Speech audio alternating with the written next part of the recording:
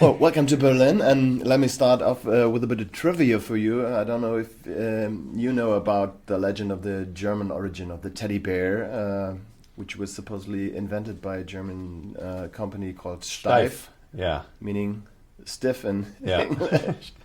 Yeah. So the movie is about a guy who can't let go of his childhood. Is that in any way autobiographical? Oddly not. If anything, I was the reverse.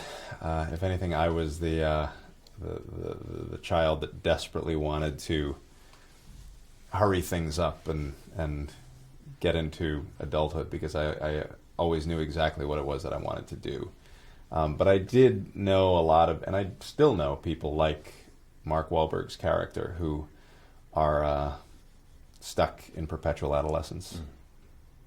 What brought me to the idea is that the movie is full of pop culture references from the 80s. I won't spoil it for the viewers, but there are some in there. Are there any idols of your own left that you wanted to include but couldn't get? Not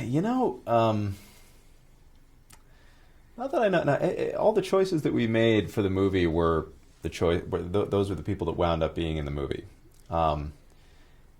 One of the biggest ones for me was Patrick Stewart as the narrator, which, if there was one that I was really hoping we could seal, it was that one, and he of course agreed to do it.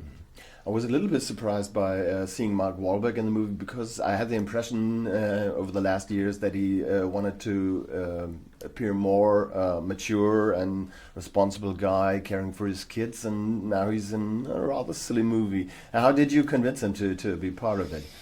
It's something different, and his, we both have the same agent, and our agent can be very persuasive. But he set up a meeting with, he called Mark and he said, I want you to meet this guy, Seth. He called me, said, I want you to meet Mark.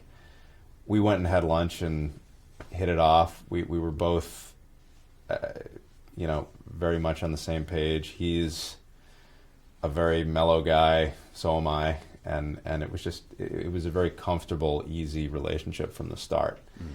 A lot of mutual respect. And I'm trying to think if I've ever had like a smoother, more easygoing experience with anybody, and I mean it was great. And he's a guy who, to me, was perfect for this because he could play it so real, funny but real, and that's what it had to be for the bear to work. Mm-hmm. It was enough that the bear was a talking teddy bear. He didn't also have to be cartoony and broad. And Mark's performance and his whole attitude is extremely selfless. He's really all about the movie as opposed to, just making himself look good, which is a rare thing for an actor, and it shows how sophisticated he really is. He's really not looking good all through the movie. You even got him to sing and dance, which is something he usually avoids. How did you get him to do that? Again, Mark is the even things that he just hates doing, he'll do for the good of the movie.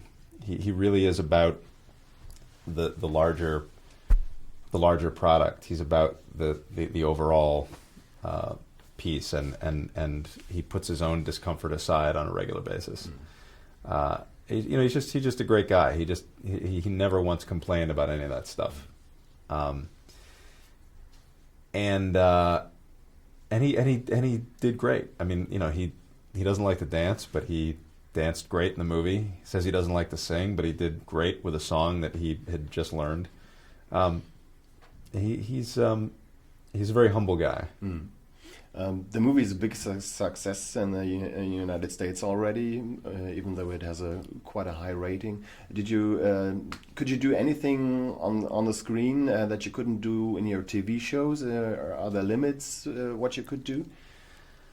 Yeah, I mean there are content issues, things that you can't do on television that you of course can do in an R-rated comedy, and the trick becomes how to police yourself. With television, you have the FCC telling you, you can't say this, you can't say that. With a movie, it's really, with an R-rated comedy particularly, it's really up to you as the director or the writer to make that judgment call. And it's oftentimes a lot harder because of that, because you want to keep everything. But in the first cut of this movie, we had a lot more uses of the word fuck than we do in the current version. And we found that it was just too much and that it was detracting from the sweetness of the story.